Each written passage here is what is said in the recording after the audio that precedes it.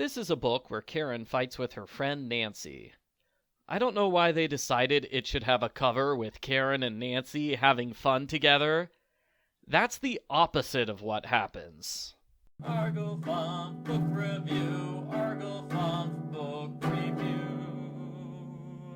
While playing a camping game, Karen gets the idea to have a sleepover. She's so excited when her parents say yes. She tells the entire class about her great sleepover. All the girls are invited.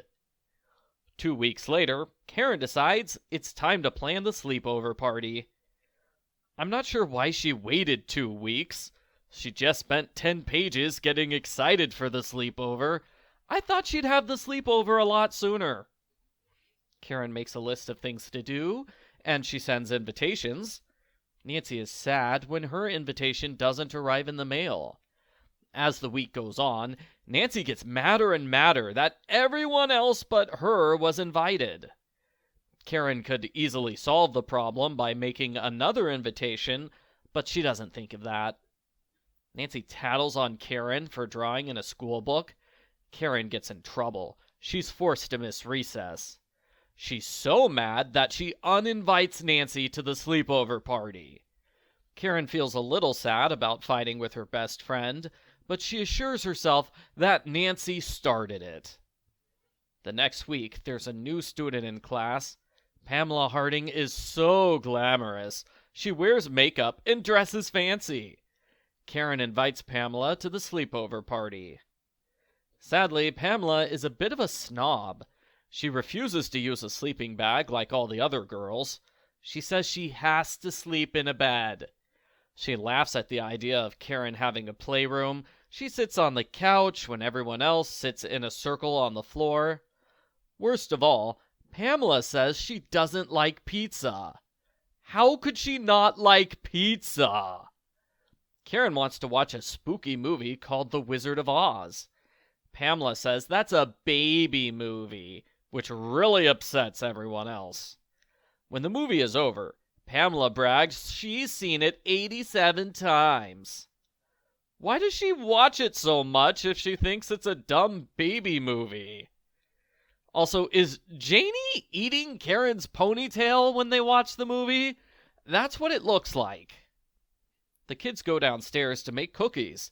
Karen asks Christy to help. Pamela makes fun of Karen for having a babysitter, which I thought was weird. Christy was in a completely different part of the house for the past 2 hours. She is clearly not babysitting the group. After cookie making, Karen complains she's not having fun. Pamela is ruining everything, and Karen wishes Nancy was here. Christy is the best big sister ever, so she helps Karen realize that she needs to apologize to Nancy. Christy does not help with the Pamela situation, though. She should have used one of her snob fighting techniques from Christy and the Snobs. Nancy arrives at the party with a spare sleeping bag for Pamela. Charlie tells the girls a scary story, and the power goes out. Ooh, it's spooky. Christy tries to calm the girls down with a lecture about weather patterns.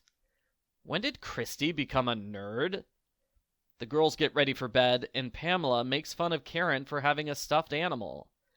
The girls talk all night long instead of going to sleep. At midnight, they sneak downstairs to get food. Sam scares them with a ghost costume. The girls scream, and Dad orders everyone to go to bed. They sleep in the next morning, and they have breakfast in the backyard. Everyone gets picked up by their parents.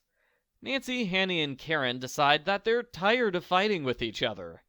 They make friendship bracelets and call themselves the Three Musketeers. They promise to be friends forever and to never fight again. The end. Post-book follow-up. This book came out in 2024, and the timing is unfortunate because due to the 2020 coronavirus pandemic, most 7-year-olds haven't been to a sleepover. I think the book would be improved if the sleepover started earlier, because the first half of the book is a little slow. We get 2 near-identical scenes of Karen telling her brothers to stay away, and 2 near-identical scenes of Ricky saying he'll attend the sleepover. which she doesn't do. That was a dropped storyline. The second half of the book is okay. You could argue it's repetitive, since it's mostly the kids do a new activity while Pamela is a jerk for several chapters in a row. I thought the cookie making part was weird. There are 10 pages of everyone having fun making cookies. The sleepover's going great. This is followed by the big moment of Karen complaining, "The party is ruined! I need to talk to the manager." Those scenes should not go back to back. You can't show the party being fun and then complain it's terrible. I'm not convinced that Karen actually misses Nancy. She just wants someone to put Pamela in her place. If Pamela wasn't there, I don't think Karen would have a reason to miss Nancy, since Pamela's the only thing keeping the sleepover from being a success. I feel like I'm complaining too much. It's an okay book about girls having a fun sleepover with side stories of the new girl being a jerk and Karen fighting with her best friend. It is weird that the post office delivered all the invitations right away except for Nancy's. That one was delivered a week later. It's like the post office was trying to start a fight between Karen and Nancy. I give Babysitter's Little Sister graphic novel number 8, Karen's Sleepover, a sideways thumbs up.